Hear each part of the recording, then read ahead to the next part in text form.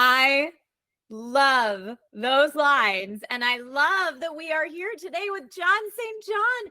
Welcome to the stream today, and thank you for being here. Well, thank you, Tricia. It's good to be here. Good to be seen again. Yes, it's so nice to not only hear you, as we often do, but also see you. So, John, tell us a little bit about your background before getting involved with the games industry. You were in radio, yes? That's right. I was a radio broadcaster from since 1975. It makes me sound ancient, but I was 14 years old. I was very young when I got into radio broadcasting. And I saw America on the radio plan. I mean, I lived everywhere. Philadelphia, New Orleans, Phoenix, Los Angeles, San Diego. I've been all over the country, basically. And it was radio that led me to my voice acting career. That's so cool. So tell me a little bit about how you got into radio and then how the transition happened from radio to voice acting. Okay, so I'm in a small town in eastern North Carolina at 14 years old, and I had my very first job ever at 13 was switchboard operator at a Howard Johnson's hotel. Right, so I burned out on that job, didn't enjoy it, and I knew I wanted to be on radio. So I got a wild hair up my ass, and I went down to a local radio station in that small town in North Carolina and said, "Hey, I want to be a DJ."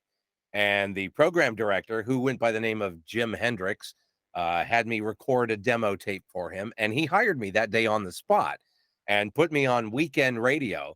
And within just a few weeks of doing weekend radio, he decided he wanted me to be on Monday through Friday nights. So I asked my parents, "Can I do this?" And they said, "If you can keep your grades up, your brother can drive you, or your dad can drive you to the radio station after dinner, and your oldest brother, my brother Ken, who's passed on, could pick me up after work every night when I signed the radio station off the air." And so that's how it started for me. And then, one job after another. And then I was fired, oh gosh, a dozen times at least in my radio career for things that I said on the air that I probably shouldn't have, living in the Bible Belt of Virginia and North Carolina. Like, for instance, I would play Come Together by the Beatles and say, "Hey, well, there's a good trick if you can do it." I got in trouble and I got fired for things like that. Eventually, I grew up and I stopped doing blue humor on the radio that I thought was so clever. And I became a production director, which is the guy who's in charge of all of the commercials that goes on any particular radio station or a group of radio stations. And that job eventually brought me to San Diego. And while I was recording an automobile dealer ad one day with a guest voiceover, a woman by the name of Lonnie Manella, I'm sure a lot of you know that name. Lonnie was at the top of the casting game back in 1995, 96, when video games were first getting audio, or voiceover, I should say. So she's in my studio recording a car ad, and while I'm setting up her microphone and she's doing wacky voices, I turned on my microphone and started showing off in front of her. And she said, "Wow, you've got incredible range. Would you consider acting in video games?" And I'm like, "What? Acting in video games? What is that?" She said, "Just trust me on this. It's going to be a thing. Do you want to?" I said, "Sure, I'll try it." So among the first games that I auditioned for was Duke Nukem 3D. And I landed the gig, and it was one game after another from there. So a chance happening in San Diego led me to my voice acting career. Whoa. And that is just wild kismet. So was Hmm. working with Apogee on Duke Nukem 3D your first gig in the game industry then? You were? Did That's you say you were? amazing. You can't be but 21 years old. What do you mean you were working with Apogee back then? That's not possible. No, I'm asking if you were. Well, I'm at was working with Apogee on Duke Nukem 3D your first gig in the game oh, industry?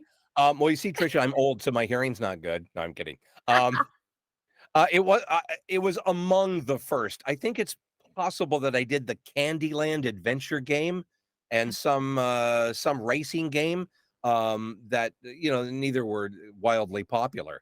And so yeah, Duke Nukem 3D was one of the first three games I auditioned for and landed. So it really was the one that jump started my career in video game voice acting. Yes. So Apogee, right there from the beginning, they were the ones who got me all set up with George Broussard, and it all started right from there with Apogee from the beginning. That's super cool. Okay, so put me in your headspace at that time. George Broussard is sending you these lines for an oddly named character named Mhm. Duke Nukem, and you're reading them for the first time. What's going through your head as you're reading these? I mean, arguably, were you reading these thinking these are horrible lines? Oh, no, no, I found everything hilarious, quite frankly, and the first time I heard the name Duke Nukem, I laughed. I think most people did the very first time you hear it. I was, entertained by a lot of the lines. I didn't know how many of them were actually ripped off from B movies starring Bruce Campbell and Rowdy Roddy Piper. I had no idea.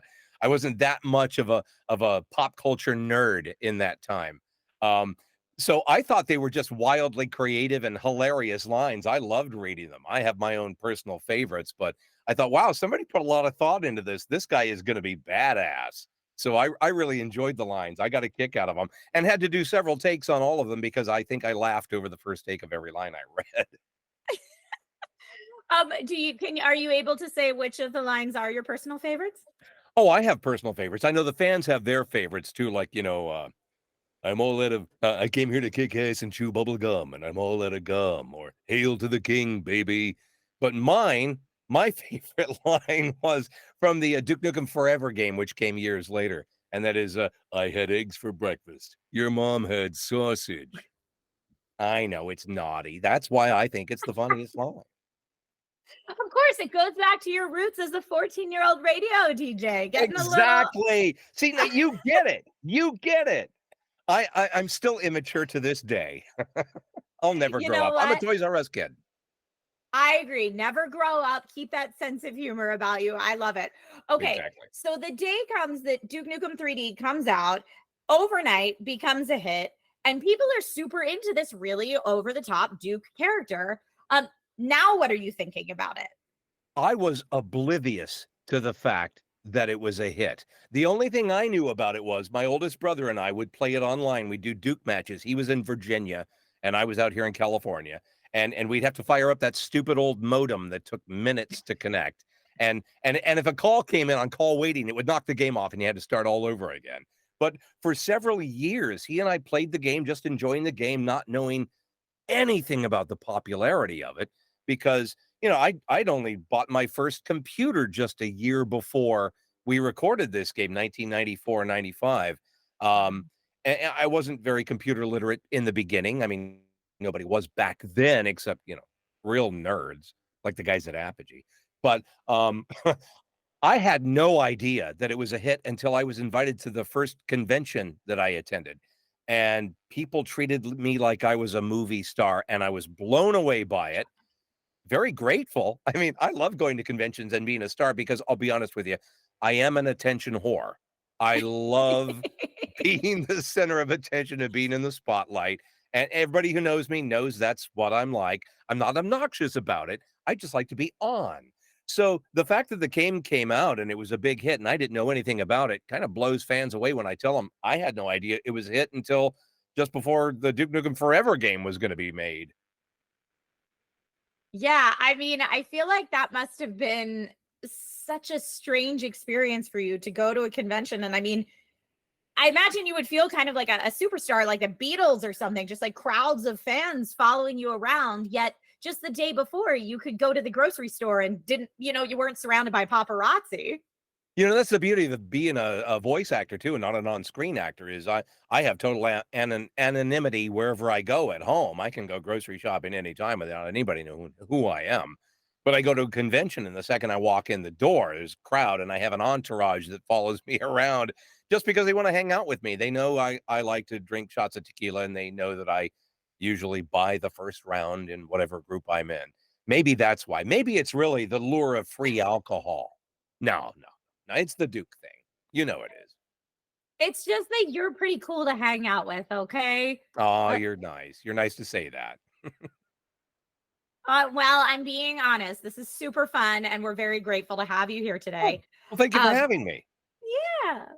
So I wanted to ask you, in regards to, and you kind of teased some of this before, but do you feel you personally, as John, have any personality traits that are similar to Duke Nukem? I've been asked this before, Um, I am not misogynistic, I don't believe. But I'll be honest with you, I don't really think Duke was either. People say that about the character, like, oh, he couldn't be relevant today. Okay, because He handed an alien stripper a dollar bill in a strip club. That makes him a misogynist. I think every man watching this has been to a strip club and handed a bill to a stripper who showed pixelated boobs. I don't know. But I don't think that makes him a misogynist. I'm not like that. How am I like Duke? I think maybe in the attitude. Um, People who know me know that I don't give a shit what anybody thinks about me. If you don't like me, take a hike. I don't care. I think I shared that trait with Duke. I don't think he cares what anybody thinks about him. So we have that in common. I would agree. You have that in common. And you said when you were when you're at conventions, you described yourself as a bit of an attention whore, and I could Mm, see Duke maybe sharing similar traits in that. absolutely. That's what he wrote the book, Why I'm So Great. So sure, he's a bit of a narcissist. We all have a little bit of that in us. I mean, egos. We have matching egos, I guess. So you got the big egos, and of course the sense of humor that we've been Hmm. talking about this whole time. So you don't care what people think. You love to have your entourage, and you're funny as heck to be around. I think those three tent poles you share with Duke, if I say so myself. Yeah. So okay. So you convinced me. I have more in common with Duke than I ever knew before. Thanks for bringing that out of me. So what was it like working with Apogee on so many Duke games, Oh, including the console games in the 90s? they made it so easy for me. I mean, I've been recording audio for commercial clients and for video game companies for years and years and years. But Apogee somehow they just let me own the character. They literally said, "Well, you know the voice. Go ahead and do the thing." In fact, many of the recording sessions I've done were undirected. They said, "Well, yeah, you're a good Wow. actor. You know what you're doing." They didn't know any better, and they just let me run with it and do what I did. But I always give them enough takes that they have different lines to choose from. But Apogee made it so easy for me, and they've always treated me like family. So one of the best experiences I've ever had was my time recording with Apogee and working with them on several things, several different projects, like hosting their web presence last year. A lot of fun. I really enjoy doing it, and they just give me carte blanche to do as I please. "John, just go for it. We know whatever you give us is gonna be fine." And even if I feel like what I've given them is subpar, they blow smoke up my ass and go, "Oh, it was so great." So, yeah, I feel good about it. I love my, association with Apogee and working with them. That's why I had shirts printed, just to Well, show my support. we love that. We Oh, love sure. that. Mhm. Um, Having that freedom to play with the character, like from the actor's brain, are there any things you did to kind of take it in a different direction over the years or play with it in a different way that we saw in the games? I'm not typically an angry kinda guy, where Duke, his motivation is well, maybe not from anger, but for me as the actor, trying to be in Duke's head, I would channel anger to because I had to keep my teeth clenched and talk like I'm always pissed off, right? So I just think about any one of my 3 ex-wives, and that's how I channel that anger. And I would think about one of them in particular for just a few minutes and then record the lines, and they came out quite angry. I I think that was my motivation was personal life experiences. And then did you keep that going throughout Duke's representation in each of the games? Would you say that was pretty similar across the board, or have there been different versions of Duke that we've seen? No, they're all about the same. The most difficult Duke I've ever had to do was, they put, Duke into Bulletstorm Full Clip Edition, and when they put him in that game, the from the very first scene into, gosh, 3 or 4 scenes, I had to be drunk, right? And, I get drunk from time to time, it's true, but having to act drunk when you're not actually, pretty tricky. I found that hard Mhm. to do. But I have found in every game that I do where I play a villain or a bad guy, I'm always able to, channel that anger in the way I mentioned earlier. That's highly effective for me. That's great. And I mean, I can say I've dabbled in acting over the years myself, and trying to portray someone who's inebriated is not an easy task. So It is not, kudos and to I wish I had the chops of Foster Brooks. Do you remember Foster Brooks? no. Little He was, even ahead of my time, but he was still alive and performing, when I was younger, and Foster Brooks was a teetotaler, he never drank anything at all, but played drunk so convincingly well, I wish I could do that.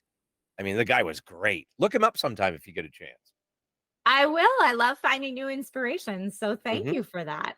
Surely. Um, John, you have such a history of working with Apogee. Mhm. What were your thoughts when Apogee sold the Duke IP to Gearbox? Um, yeah, I wasn't really aware of it at first, but, I was made aware when Gearbox approached me to do the Mm, Duke Nukem Forever game. mm, And at that time, I went, "Are you Apogee?" And they went, "No, no, no, no, we're Gearbox, we're a different company. We own Duke Nukem mm. now." And I'm like, "Oh, okay. Well, if you own Duke Nukem, I wanna work for you."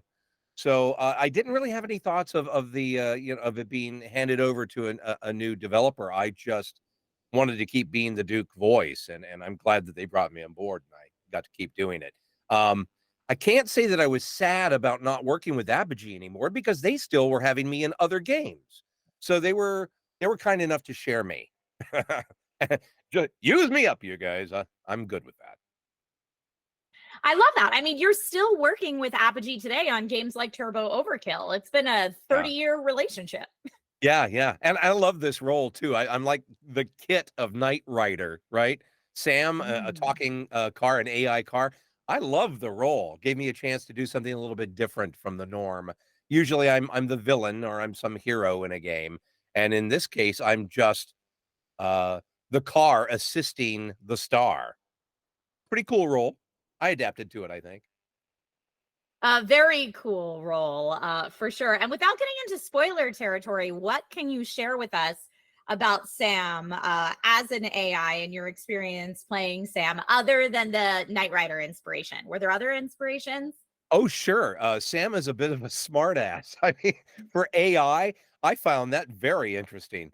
I used an English accent. We kind of dialed in the voice during recording sessions, and I wasn't sure if I was going to be able to nail that. But listening back to the takes, I think I did a pretty good job, and I've seen a few samples here and there, and I'm like, that voice does fit pretty well. As an actor, you never really know if the voice is going to fit the character well until they bring it all together and you get to see video. And I think in this case, it was a good marriage. Somebody at Apogee had probably Jaron probably had the ear to go, oh yeah, St. John can do that voice. It'll work. Let's use that. It might have been Scott Miller. I don't know. Somebody at Apogee said, oh, you know what? In my time, it's 11:11. Did you watch Ted Lasso? I did. Time to make a wish real quick. Okay. Mm. Okay. Thank you for that break. That's the We all 11:11 deserve wish. a break sometimes. Make a We wish, do, we do. everyone in chat. Get here I with us. I hope everybody out there wished just then. Maybe your wish will come true. Maybe you wish that you could be an accomplished voice actor like John and share some of Hey, these stories one day on a stream like this. exactly. Uh, Start voice acting now. 50 years later, they'll call you legendary too. I do think you have I think any that's why. advice for anyone in chat who may wish to be called legendary? Oh, well, it doesn't happen overnight generally. I Mhm. was very lucky when I started, it was a different world altogether. I mean, there were a handful of male actors doing video games, very few. So I played roles that I should not have played by today's I mean, NBA players, NFL Whoa. players of different ethnicities that I played back Okay. in the day, that wouldn't fly anymore, but there were only a handful of actors back in the day, and I was lucky enough, as I said, to be one of the early, voice actors. That's why I get the title of legendary. I'm old, and I've been doing it from the very beginning, but if you wanna be a voice actor, stick with your dream, don't give up, but don't quit your day job. Make it a Mhm. hobby at first because it takes a long time to build up a client list until you have enough clients coming to you for not only games, but commercial work and narrations, and documentaries. Until you get enough of those, you can't give up your day job and it can be really hard to make ends meet. So, stick with it. Never say die. Never surrender. Galaxy Quest. I don't know. You know what? These are all great things to put on Post-it notes all over your computer or your makeshift voiceover I recording. have them right here. You can't see them, but I have a whole bunch of Post-it notes with phrases just like that in front of me. It's motivational. Motivational. There you go. Well, thank you for being so motivational today. Nerd Cetera in chat says, I have a dream to see another Duke game. Um, Oh, you and me both. I wish whoever owns the damn thing would make a game already. Oops. I mean, just saying. We'll just leave that there. And John, I think I know the answer to this question already, but where you are in your career right now, are you still having fun? Oh my God, yes. I have to spend this afternoon getting new autograph cards printed, tomorrow packing, and then Thursday flying to Connecticut for another convention appearance. Wow. I'm an ordained minister, so I do weddings now as Duke Nukem. I have several of those lined up. I own my own cruise convention now, a fan convention on a cruise ship called King Con Cruise. I invite you to check out kingconcruise.com and our new website. Um, Ooh. and it's so weird how I went from being a radio DJ as a kid to being a voice actor to being a convention guest to now being a convention owner. I could never have seen this coming. But it makes me very happy. I've had a very, very charmed life and it just keeps getting better. So I consider myself very lucky and I hope I can rub some of my luck off on you guys who need luck. Here on the microphone. There. I've rubbed luck on you to the best of my ability. I hope some of it seeps through. We appreciate the luck, even if it's slightly ASMR. Sorry, that Thank was you for weird. that. That was a little weird, and sorry for that. No, I love it. I think this is the place to be yourself and relax and just have a nice casual chat. So anything goes here. And folks in chat are saying thanks for the luck. We all would like to have a little bit of that. Like you said, from radio DJ to voiceover actor to now doing conventions and running your own conventions. John, where do you see yourself 30 years from now? What's next Oh, for you? pushing up daisies, without a doubt. Yeah, yeah. I'm not going to make it into my late 90s. That's not. I'm going to be 63 at the end of this year. So 30 years from now, Wow. yeah, I'll be dead and forgotten. But I 5 years Okay, from let's now, say 10, 5, 10 years. I see myself never fully retired, but semi-retired and Oh, living just outside of Santa Fe, New Mexico. That's where I see myself in a few years. Going to build my retirement home out there, okay. totally off the grid, all solar, nice well for water, and not have to. I don't want to come off as some kind of weird dude, but I don't want to depend on the government for anything ever again. Oh, except my Social Security. I want that. But aside from social and Medicare at 65, okay, so I'll let the government in a little bit, but 5 to 10 years now, semi-retirement, and just doing convention appearances and Yeah. whatever auditions or jobs just fall into my lap. I won't actually work to find jobs anymore, but anything that comes to me, of course, I'm always gonna record. I can see myself at 80 years old playing the old guy in some game sounding like this from my studio in a recliner, recording voiceovers. Oh, that's kinda sad, isn't it? No, I think this is a No? super fun future. Okay. Well, thank you. I appreciate your support, and I hope to be able to get there in the next 5 to 10 years. I love it. And you know what? Santa Fe is beautiful. And Mhm. George R. R. Martin's out there. Y'all can be buddies hanging out. Ooh, you think so? Yeah. Okay. Well, I'm only Yeah. 3 years from moving there, so that's when I start my semi-retirement, 3 years from now. But being in a position where you can just take the jobs that folks offer you, and given your 30-year relationship with Apogee, hopefully there'll be some Apogee titles I that hope come so. your way. I do have to ask you, what's Mhm. one of your favorite things about working with Apogee, given the past 30 years? Definitely the people who run the shop at Apogee, from Aw. Scott to Jaron, everybody has been so cool. It is the people, they make the difference. Any company can make games, uh, there's so many of them out there, but the Mhm. experience of working with the people, the staff at Apogee, it feels like family. They're just really sweet, kind people who just wanna have fun and make great games, and why wouldn't you wanna be involved with a group like that, right? Yeah, I mean, I feel like that goes for any industry, that you wanna Mhm. enjoy the people you're working with, but especially in a creative field, because you need Exactly. that freedom to play and Yes. to make Duke and all the other wonderful characters you portray as fun as they can be, yes? Yes, yes, and the creative freedom they give me to do the job. They don't nitpick me, they don't over-direct me, they let me do what it is I do because they have faith in me, they believe in my talent and what I'm able to do, and that alone makes the job that much better. Oh, I bet. Like I said, I've dabbled in acting, not necessarily voice acting, but acting in my career, and having the freedom to play is amazing. It is. And speaking of the acting and having the Mhm. freedom to play, what are your favorite types of characters to play? I'm curious. I love being the bad guy. I Mm. hope it's okay if I mention a game from another maker, but they actually 3D Realms and Apogee were like this back in the day. So in Ion Fury, I'm the bad guy. I'm Jadis Heskel, and I love that role. Anytime I can be the bad guy, I love it. It was nice being a hero like Duke Nukem and Captain America back in the original Marvel versus Capcom arcade games, but the real challenge is channeling that anger into a Yeah. bad guy and Mm. giving him a voice and a personality that makes you uncomfortable every time you encounter him. God, I love doing that.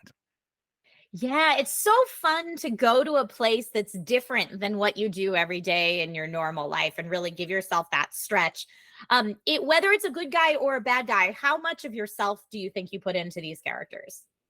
As much as I can. I mean, 100% of who I am goes into acting the lines. I mean, I do get myself in that headspace and try to stick to it. And yeah, acting roles can be challenging. I suppose if you're not feeling the role, if you're not comfortable with it, you're not going to get a very good performance. But I get my mindset right where I need to be before I start recording, and it's just thrilling, is what it is. I mean the being able to play a part and pull it off, and once I finish the recording and listen back and go, "Damn, I am scary," that makes me feel pretty good. It's not about acting chops, I'm not the greatest actor ever, but, what I put into it is everything I got, when I'm the bad guy, I try to be just wicked as hell, and I think it comes across pretty well.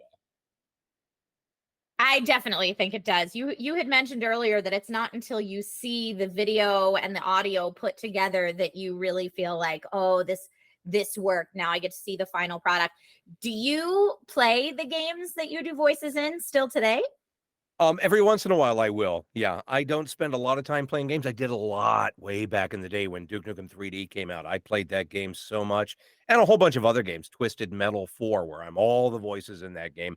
My kids were entertained by it back then when they were children, and we would all play together, and that was a lot of fun. Today, if I'm sent a copy of the game, I always play it. If they don't give me a copy of the game or a stream code or whatever, chances are I won't play it because I don't know, it's not like I don't have time, and this sounds terrible, please don't take it the wrong way, folks. I don't have the interest in playing video games like I used to, and I used to love all the games. My favorite were flight simulators and racing games where you get to shoot at people while you're driving, that kinda thing. Um, Role-playing games, they're okay. To me, an RPG game was rocket-propelled grenades in Duke Nukem 3D, not role-playing games. So, they're so complex these days. You have to put a lot of time into them, and I think that's what it comes Yeah. down to. I don't really have the time to invest in a game, and so I can lose interest very quickly if I can't get through it fast. And trust me, I cannot get through any game fast. I just don't have the dexterity anymore. I mean, I get it. There are games now where the main selling point is that you can spend hundreds, if not thousands of hours in games. And that can Right. seem very overwhelming when are someone who likes to check things off lists or whatnot. Exactly. But regarding genre of game and types of characters, if you could make an 1111 wish and create your next role, what would it be? Oh, wow. You're asking a tough question It here. is a tough question. How much time do we have? We got Um, time. We're hanging um, out. I definitely wanna be a bad guy. I just thought of one If I Okay. could play the character, what was his name? Sarek? Remember, Galaxy Quest? The guy with all the crazy Yes. stuff on his head? Yeah. Oh, that would be a cool role to play, something like that. I would Okay. love that role. Even more than Tim Allen's role as the, captain. I'd rather be the bad guy, and he was awful. I loved him. Yeah, I mean, Galaxy Quest is very underrated as a film in general. It's the More greatest people movie need to ever go made. back It and has something for rewatch. everyone. Are you kidding? It's great. I agree with you. I think it needs more love. Um, It does. John, is there anything that you wish you could tackle in a role that you haven't had an opportunity to yet? Um, let's see.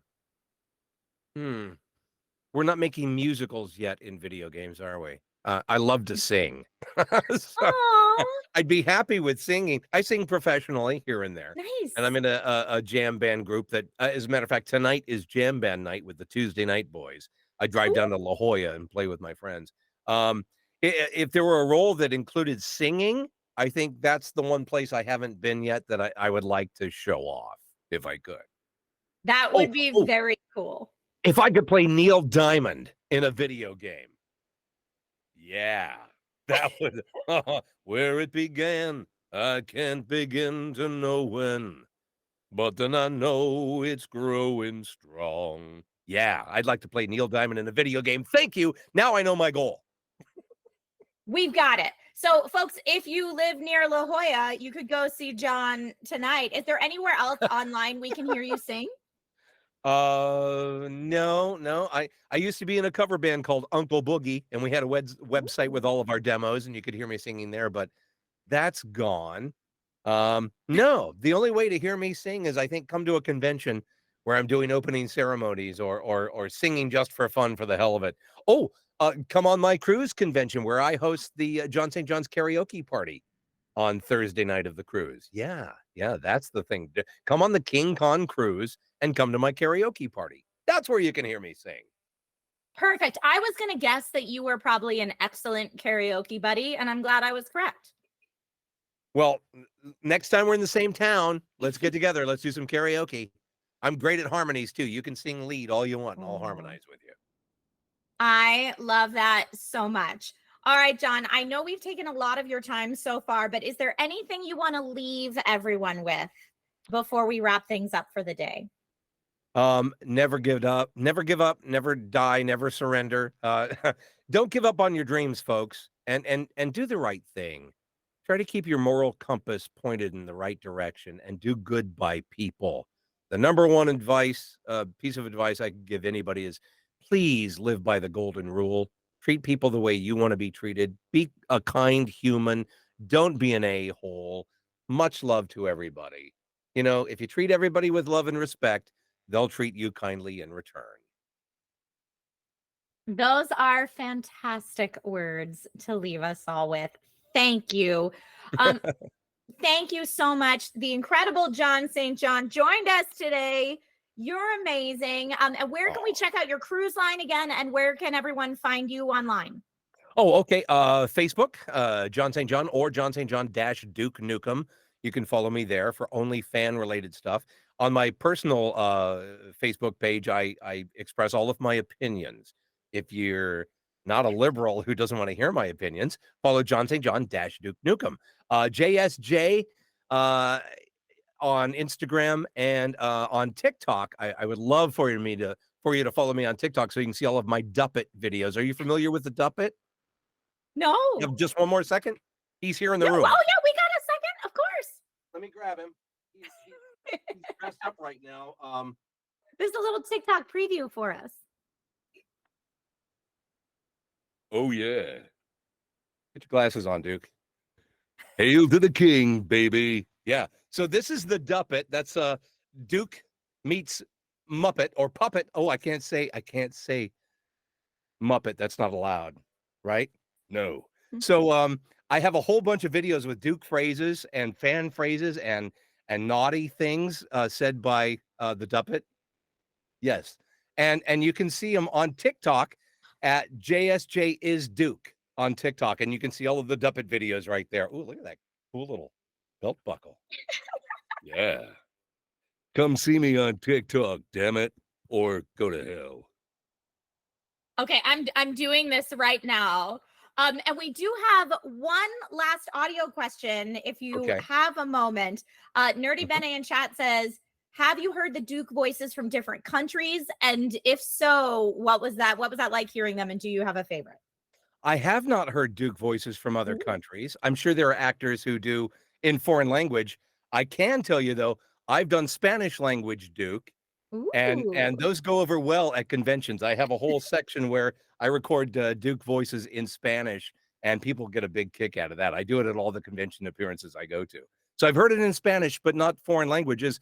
I would love to hear them, and you can send them to me at JON, the number 4, NOW, John 4 now at gmail.com. Go ahead, email. We'd like to hear them, wouldn't we? Yeah, we would. All right, I love this so much, John. Again, thank you for spending your time with us today. This has been such an enjoyable and lovely Aw. conversation and really quite educational, too. So, everyone listening and watching that wants to do some voice acting, never give up. You heard it from John. Mhm. And again, just thank you for being so lovely. This has been wonderful. Thanks for having me. I really appreciate it.